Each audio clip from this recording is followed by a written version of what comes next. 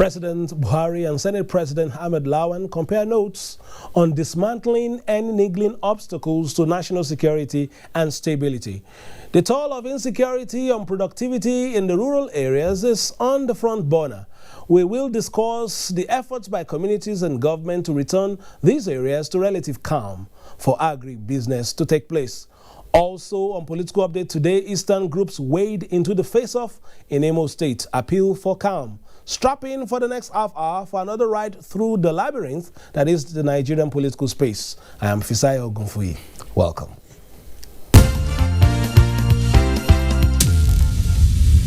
Senate President Ahmed Lawan says the current administration is committed towards dismantling obstacles to national security and stability. Senator Lawan said Nigerians will see a noticeable change in the coming weeks and months. He made his remarks to some journalists after a closed-door meeting with President Muhammadu Buhari on the state of the nation. The meeting between President Muhammadu Buhari and the Senate President Ahmed Lawan lasted more than 1 hour behind closed doors. The worrisome security situation in parts of the country and the best way forward dominated discussions as explained by the Senate President. We had a very extensive discussion on the security of all parts of Nigeria and how we should go about improving the situation. We all have roles to play. I believe that between now and probably the next 2 months, there will be a lot of activities to ensure that we recover and secure our environments for our people to lead a very normal life. As political leaders, we have responsibilities to our people, and we cannot shy away from that. We would like to see our farmers go back to farms before the rainy season starts. And this means we have to secure the rural parts of Nigeria as well as the urban centers because we need businesses to flourish. President Buhari and the Senate President also touched on the unguarded utterances and the hate campaign now being given prominence by some Nigerians, describing it as unfortunate and counterproductive. The Nigerian citizen believes in Nigeria so strongly, and that is why you will find an Igbo man, a southeasterner, in the remotest part of northern Nigeria. That's why you will find a Hausa man in far away southwest or southeast or south-south, and probably even marry from those areas. We have this Nigerianness in our citizens. As political leaders, we are supposed to ensure that we support this kind of feeling by giving everybody a protection. If a Yoruba man, a southwesterner, decides to live in far away Sokoto, he should be protected. If a Hausa man decides to live in far away Boni or Port Harcourt, he should be protected, and so on and so forth, because this is how we will be able to use our diversity to weave it into a capacity to make Nigeria a big and successful nation. The meeting also resolved to ensuring that the ongoing forensic audit of the NDDC is completed and those found wanting are brought to justice for sabotaging efforts at developing the Niger Delta region. Given the resources that were deployed into the NDDC, NDDC should have transformed the Niger Delta into a better environment than what it has been. So we need to sanitize the NDDC and get the resources fully deployed in developing the area in the Niger Delta. The National Assembly, he said, is prepared to support efforts at sanitizing Nigeria and placing her on the path to sustainable future. Meanwhile, civil society organizations under the banner of Save Humanity Advocacy Center and the Middle Belt Conscience Guards have enjoined well-meaning Nigerians to ignore all antics of agents of destabilization who see nothing positive in the country. The CSOs say the task of building a peaceful and united Nigeria is the responsibility of all citizens. This media briefing by the Save Humanity Advocacy Center has a clear-cut message of the need to give support to the ongoing efforts of the present administration in the ongoing fight against banditry, kidnapping and other forms of crime and criminality. Unless firm action is taken they will continue to engage in actions that are capable of undermining Nigerian sovereignty. Another civil society organization under the auspices of the Middle Belt Conscience Guards has condemned what it described as continuous habitual incitement of Nigerians against each other by some political office holders. The CSO noted that it is pained to pencil down these feelings at a time Nigerians are supposed to be more united and standing stronger in one voice than ever before. Political office holders who often malign the efforts of the government at the center are advised to desist, but rather channel energies towards complementing government's effort towards making Nigeria greater. Moving on now, the Indigbo Good Governance Initiative says members of the APC in Imo State must show the spirit of oneness to widen the party's sphere of influence in the southeast. The group appealed to Imo State Governor Opuzodimma and former Governor Rochas Okorocha to come to the negotiating table in the interest of peace. To our dear leaders who now hold reign of power within and outside the state, we say the greatest and most enduring legacy is how to achieve peace in the state. Peace is foundation of all development and progress. It is either there or not there. We need peace everywhere in the state. There is no substitute for peace. And any sacrifice is worth making for peace. All right, to the focus today, ensuring that Nigeria's vast and hard-working agrarian communities return to their place of high productivity is top on the to-do list of most state governments in Nigeria. For this to be achieved, however, security must be assured. Honorable Musa Ada joins us today on Political Update. He represents the good people of Gada and Goroyo Federal Constituency. Thank you for joining us. Thank you very much. What was the update from your area? The last time we had discussions, we were talking about how viable the place is, how hardworking your people are, in terms, and how viable, commercial activities are in terms of move the value chain, moving goods to the market. Of course, first give us an update. Are you also part of the constituencies that have had some challenges in terms of boundary and some of the some activities we've seen in the rural areas? The update from my constituency, Gada and Waranyo local governments in Sokoto State, like I've told you, we are largely agrarian. Basically, 99% of our people depends on agriculture. And we are into irrigation farming. That's why we produce the onion and garlic. And I have said many times that we are the largest producers of garlic and onions in this country, because there is no time that you will go there, you will not get enough quantity of whatever you need, either garlic or onions. But the problem is the banditry is affecting us greatly and badly. Even last week, I was in Sokoto. I just came back recently. Now, between Goroyo and Sokoto is less than 100 kilometers. It is already now a rule. You can't go there in the morning. Anytime from 7 a.m. to 10 a.m., you can't go, you can't fly that road. Similarly, anytime after 5 p.m., you can't go, because the bandits have already relocated there and they have taken over that place. And like I said, it's just 100-kilometer distance, not even up to 100-kilometer distance. And it's not a forest area. That's what most surprises us. And these people, when they came, they go and attack people, they kidnap people, or they kill people. Sometimes they even carry away the cattle. And yet, no recovery has been made until today. The nearest forest to us is more than 200 kilometers. That's the forest in Zamfara State. And until now, we don't see that anything. And what worries us most, there are still military checkpoints along that road.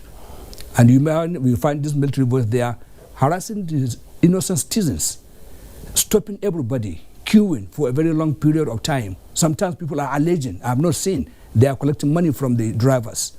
But yet, when people are kidnapped, they don't go to rescue them. This is very worrisome, because this is the peak of the period where our people needed to be protected to move freely to go to their farms. Remember, just about 2 months ago, a bag of onion cost as much as 90,000 naira. Today, a bag of onion is about 3,000 naira, because now this is the peak. The harvesting period have come. And this when people want to go and harvest their onion. And onion is very difficult. It's very perishable. It's very difficult to preserve. So if people could not go and harvest their onions, it means all the labor they have put in from September till now is going to be a watershed. So we need really something to be done seriously. These agro rangers that the civil defense and Ministry of Agriculture are talking about are not seen there. There's no any presence of any agro ranger in our area. And we need them there to go and protect our farms and our farmers as well, so that people can go and do their farming activities. If you do that, we don't need anything from the government more than security as of now. Our people are not lazy. We are dependent on the agriculture, and we are self-reliant, and that's giving our team youth and a source of employment. I wish one day you will follow me to go and see my constituency. Look at how people, our boys, are using their motorcycles to ferry their product from farms to far away Gada, almost a distance of 40 kilometers. You find a young boy carrying 3 bags of onion on top of his motorcycle and speeding at highest level, and they don't fall down because of the passion they have, because they are gaining, they are earning from it. I once asked them, how much do you fry a burger? They said 1,000 naira, a distance of 40 kilometers. And it is cheaper for you to fry a bag of onion from Gada to Lagos than to fry it within the same Gada local government. That's now, I thank God that I am able to achieve, to get the construction of a road linking Gada to part of our rural areas, and the work is ongoing. And I hope before the end of this tenure I'll be able to accomplish it. And I equally, no, not finished, I equally hope the Ministry of Agriculture will come to go and do much of its presence there through the rural development. We are the rural, very rural area, and we are the one that needed to be given attention. They should go and construct rural roads in our area. We have vast area, to rather than about 160 kilometers in Gada and more than 160 kilometers in Goranyo. They should come there. It's a hub. It can earn much revenue for this country. This onion are now being marketed in neighboring West African countries. Come to Gada market, come to Goranyo market on the market days, on Thursdays for Gada, on Sundays for Goranyo. You find Ghanaians, you find Ivorians, you find Burkina Fasos, you find Malians coming there to buy onion. And one thing I just recently interacted with some of the farmers. They told me one thing. When you go to Cotonou, or when you go to Burkina Faso to go and sell your onion, you cannot sell it by yourself. Somebody must be a commission agent, and the commission he gets from you is high. So that means we have potential of export, but because the government neglected, the government did not come to the aid of people to enlighten them and to organize them into modern trading. So all these are needed in our area. When you do that for us, leave us, don't give us anything. We can provide everything for ourselves. Our inside talks from outside the studio about some people want to join the business, but we'll be talking about that in the course of the program. And you've spoken so passionately about, the issue of ensuring security in those areas. And of course, the Senate President also said this, that it is of utmost priority at this time. What is the feedback like, especially now the planting season is coming? Are they passionate to go back, especially if everything is put in place? People are passionate to go back because they don't have any means of livelihood. They can't stay in their homes to die of hunger. Despite the banditry, people still go to farm. But with fear, with proper repair, every day they go there, there's fear of the kidnappers will come around, or the bandits will come around. But still, they go. And they are also taking measures. Some of our people are protecting themselves. All right, let's quickly move on. Now, still on security, the Senate in the past fortnight has been discussing a rejigging of the nation's security architecture to confront current realities. The mover of the motion, Deputy Majority Leader of the Senate, Professor Robert Ajayi Borofis, sat down with a political update to share his thoughts.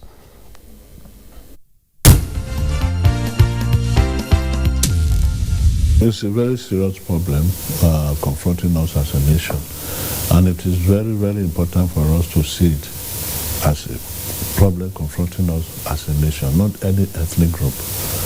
From the information available to us, 90% of those causing trouble are from outside this country, from Mali, from Burkina Faso, from Niger. They are not Nigerians. And so we must see it as such. And unfortunately, in some areas, it's deteriorating into ethnic conflict, like, particularly in the southern parts. But if you go through my motion, you will discover that there's virtually no part of this country that is not affected. In fact, from what we gather in the National Assembly, there are more deaths, there are more killings, there are more kidnapping, there are more rapes in the northern part of the country, particularly in the northwest, in Niger State, in the northeast, in Benue. So it's a very serious issue. But unfortunately, in some parts, it's been misinterpreted as a conflict between some tribes, some ethnic groups, and another, which is not so, and it's very dangerous. So we have to act quickly to ensure that this is nipped at the bud. Of course, you cannot tackle this type of thing without the security. Professor Robert Ajayi-Borofi is talking about security issues and, of course, how to tackle them from the community to the state and, of course, the federal government. Now, the Minister of Finance, Budget and National Planning, Zainab Ahmed, has expressed optimism that by the end of next month, the implementation of the extended capital component of the 2020 budget, which stands at the moment at 30%, will be at 100%. She was briefing the leadership of the National Assembly. One of the interventions made by the National Assembly on the 2020 revised budget is the approval of 3 months extension for implementation from 1st January to 31st of March 2021. Few weeks to the end of the extension, leadership of the National Assembly invited the Minister of Finance for feedback on the implementation so far. The extension meant for agencies to continue to utilize the funds that has already been released to them. And we have made an assessment, and as of the 1st week of February, I'm afraid to report that the performance utilization of the extended amount was averaging about 30%. Let me commend the minister and her team for the level of implementation throughout last year. It was pretty high, perhaps the highest we've seen in a long time. The minister noted that as at the end of 2020, the federal government had released 1.74 trillion naira for capital expenditure, out of which 118 billion was for COVID-19. Since then, there has been more releases for COVID-19 expenditure, and we can provide an update on that. That today our economy has shown significant improvement and we are technically out of recession. Our economy has grown the GDP by over 0.1%, and that is remarkable. That this is the dividend of the National Assembly passing the budget before the end of the year. Meanwhile, the Senate Committee on Ethics, Privileges and Public Petitions has sought warrant of arrest on the management of the Niger Delta Development Commission for not appearing before the committee's investigative hearing on alleged misappropriation of 6.25 billion naira COVID-19 palliative for the Niger Delta region. We'll be talking about the NDDC, but perhaps not today because of time. But Honorable Musa Ada is still here. Prospects for 2021 for your constituency? We have, I would say, I have strong hope that 2021 will be much better than previous 2020. Like I've said, the project that I have secured for the construction of road from Gada to Cafe and to other part of Gada local government is ongoing, and capital allocation has been made in the budget, and I expected it will be released and work will continue, it will not stop. And hopefully onion prices will not go up like last year. No, we want it to go up. We want it to go higher than that. Why? So that your constituents can continue to enjoy the best. I'm also trying to get across some investors who will come and invest in the processing of the onion in terms of preservation and value chain, so that our farmers will not lose the value they are supposed to get. You are a member of the petroleum, upstream committee on upstream. You saw about a fortnight or a little bit more. We had the public hearing on the PIB. Of course, some of it ended in fisticuffs. But are you hopeful that eventually this bill will eventually, take us to the El Dorado perceived from beginning? There was the fisticuff there did not affect the public hearing in any way, because it is what the police call fighting, two-men fighting among themselves. Two fighting. Yes. So it didn't affect our sitting there. We did not finish abruptly. We finished it in the normal way, and we finished it. All the procedures were followed and adopted. And now we have all our data, and what remains is only the analysis of the data and making of a report that will be led to the House. And surely the PIB will come to be passed within a very distant future of time to come. All right, let's before we go, the People's Democratic Party says it is ready to work with the government of the day and all critical stakeholders in attaining seamless electoral laws and robust working constitution. The party gave this commitment while inaugurating its Electoral Reform and Constitution Amendment Committee. The National Secretariat of the PDP in Abuja played host to the members of the party's Electoral Reform and Constitution Amendment Committee, chaired by the former Deputy President of the Senate, Ike Ekweremadu. They are expected to galvanize the party's position to the National Assembly in the ongoing efforts towards amendments to the electoral laws and the 1999 Constitution. By pressing for a better electoral system and a more people-oriented constitution, the PDP is aligning with the yearnings of the overwhelming majority of Nigerians. National Chairman of the PDP, Prince Uche Secondu, says the party's initiative is an effort towards deepening the nation's democratic tenets and as well improve her election processes. He called on party faithful to contribute meaningfully to the processes and devoid of sentiment. If all our electoral laws are well in place and being guided and we obey them, there will be peace, there will be no infighting, there will be no thuggery during the election and after election. Meanwhile, the National Reconciliation and Strategy Committee of the PDP, under the chairmanship of the immediate past President of the Senate, Dr. Bukola Saraki, in continuation of its mandate, has met with the Board of Trustees of the party, where the chairman, Senator Walid Jibril, promised members cooperation. Many thanks, Timothy Yusuf, for that report. Honorable Musa, I want to thank you for being a part of the program. Any final words on the program before we go? My final word is, you, the journalists, should brace off to be giving good coverage to the rural areas to see what is happening there. Don't rely on your reporters based in Abuja to be giving us only the elite news and the elite reports. Go to the rural area and see for yourself and let Nigeria know what's happening in the rural area. That's where majority of the people are, and there are people feeding the nation. I believe you. Yes. And of course, we would do that. And also, we would also still bring you back in a couple of months to give us an update, especially from that zone, talking about the activities there, especially, you know, in terms of linking products to the market. I hope I will come here to give you good news that there's no more banditry, there's no more killing, and people are moving freely, and the security have improved, and there's no even roadblocks on our roads, that everybody is secured. Thank you very much. All right, that's been a package on political update. Thanks to Honorable Musa for coming, and of course selling some onions as well on the program. Selgov is my name. Thanking you for being a part of the program. Political update will be back on Friday in a brighter, better way. Thank you for joining. Bye-bye now. I need it.